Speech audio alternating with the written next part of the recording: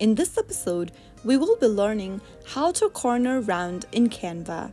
To round the corners of an image or a shape in Canva, you can use the built-in corner rounder tool. First of all, open up your Canva application on your mobile device and log into your account first. Once you're in the home page of Canva, select one of your designs from the recent design list.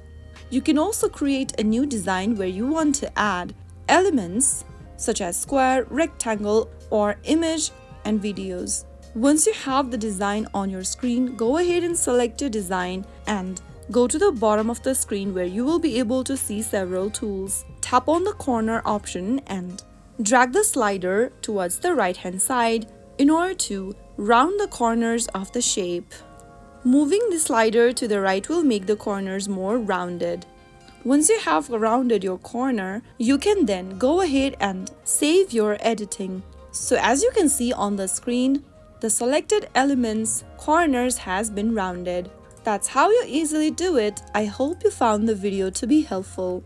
If you did, make sure to give us a thumbs up and subscribe for more Canva tips and tricks. I will be back again in the next episode. Thank you for watching.